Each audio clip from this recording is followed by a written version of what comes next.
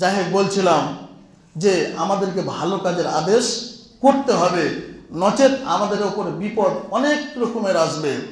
আল্লাহ নবী সাল্লাল্লাহু আলাইহি সাল্লাম হাদিস শরীফের মধ্যে বলছেন, ওয়াল্লাযী নাফসি বিয়াদিহি লিতা'মুরুনা বিল মা'রুফ ওয়া তানহাউনা আনিল মুনকার। আল্লাহ রাসূল সাল্লাল্লাহু আলাইহি সাল্লাম বলছেন, ওই সত্তার কসম, ওই আল্লাহর কসম, ওই মাবুদের কসম, যার হাতে আমার জীবন রয়েছে, লিতা'মুরুনা বিল মা'রুফ ওয়া তানহাউনা আনিল মুনকার, যদি মানুষ ভালো কাজের আদেশ না করে, মানুষ ভালো কাজের আদেশ না করে এবং অন্যায় কাজের নিষেধ যদি মানুষ না করে, তাহলে কি হবে? আল্লাহ রাসূল বলছেন, তাহলে তাদের উপরে এমন এক আযাব আসবে, আমি তাদের, আল্লাহ রাব্বুল আলামিন আযাব দেবেন তাদেরকে। সে আযাবের মধ্যে কে বলবে? শুধু যে ব্যক্তি অন্যায় করছে সে না, হাজি, গাজী, মৌলবি, মাওলানা, ইমানদার, বেঈমানদার সব ওই আযাবের মধ্যে থাকবে। আপনি ভাবিয়েন না যে আমি তাহাজ্জুদ পড়ছি, আমি নামাজ পড়ছি, আমি মৌলবি, আমি আলেম, আমি কোরআন হাদিস মুখস্থ বিদ্যা আমার সব মুখস্থ হয়ে আছে, আমি বেঁচে যাব না। যদি আমাদের ভালো কাজের আদেশ আমরা না করি, ছেড়ে দিই, তাহলে কোনো মানুষ পরিত্রাণ পাবে না সেখান থেকে। আল্লাহ নবী সাল্লাল্লাহু আলাইহি ওয়াসাল্লাম পরে বলছেন যে মানুষ যদি সেই সময় আল্লাহর কাছে দোয়া করে, দোয়া, ওই দোয়াও কবুল করা হবে না। তাহলে কতটা শাস্তি আমাদের উপরে আসবে জানেন, যদি আমরা শুধু ভালো কাজের আদেশ না করি। প্রিয় ইসলাম দরদি ভাতৃবৃন্দ, আমাদের চোখের সামনে কি ভালো অন্যায় কাজ হয় না?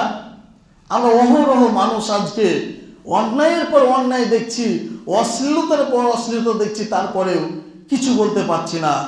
আপনি ভাবছেন যে আমি ভালো হয়ে আছি বলে ভালো না?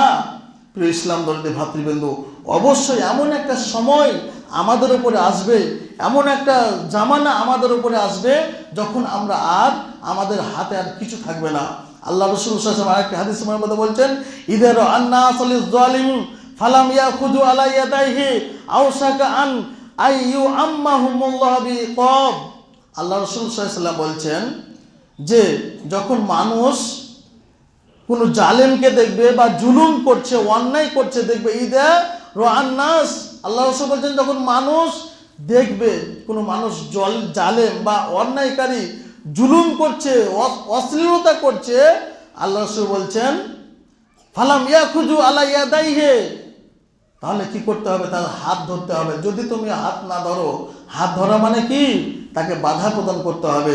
যদি তোমরা বাধা প্রদান না করো, কি হবে? আওশাকা আই ইউআম্মাহুমুল্লাহ বিইকাব। আল্লাহ রাসূল সাল্লাল্লাহু আলাইহি ওয়াসাল্লাম বলছেন তোমাদের উপরে অতি সত্বর আল্লাহর এক আযাব আসবে, তোমাদের উপরে আল্লাহর শাস্তি নেমে আসবে, তখন তোমরা আর কিছু করতে পারবে না। প্রিয় ইসলাম ভাতৃবৃন্দ, আযাব মানে শুধু এটাই নয় যে আল্লাহ আকাশ থেকে আগুন নামিয়ে দিবে। আযাব মানে এটাই নয় যে আমরা মারা যাওয়ার পরে কবরের মধ্যে একদিকের মাটি আরেক দিকের মাটি চেপে ধরবে, এটাই শুধু আযাব নয়। আযাব মানে ভাইয়ে ভাইয়ে মিল নেই, আযাব মানে গ্রামের মধ্যে অশান্তি, আযাব মানে এমন একটা বিপদ চলে আসবে যেটা আমরা কোনোদিনও ভাবতে পারিনি। আযাব মানে বাপ বেটার সাথে সম্পর্ক নেই। আযাব মানে কি? স্বামী স্ত্রীর দিন বা দিন ঝামেলা বেড়ে চলেছে। এগুলো আমাদেরকে আযাব ধরতে হবে, এগুলো আল্লাহর আযাব।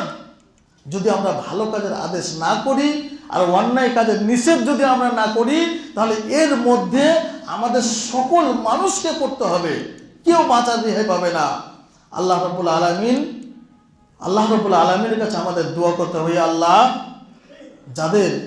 যারা আমরা দুনিয়ার বুকে চলাফেরা করছি, আমরা নামাজ পড়ছি 5 ওয়াক্তের, আল্লাহ তোমার কথা মতো চলাফেরা করছি, আল্লাহ তুমি আমাদেরকে তৌফিক দিও, যাতে করে আমাদের চোখের সামনে যদি আমরা কোনো অন্যায় দেখি, অশ্লীলতা দেখি, তাহলে আমরা যেন সেই কাজটাকে বাধা প্রদান করতে পারি। সকল বলুন আমিন।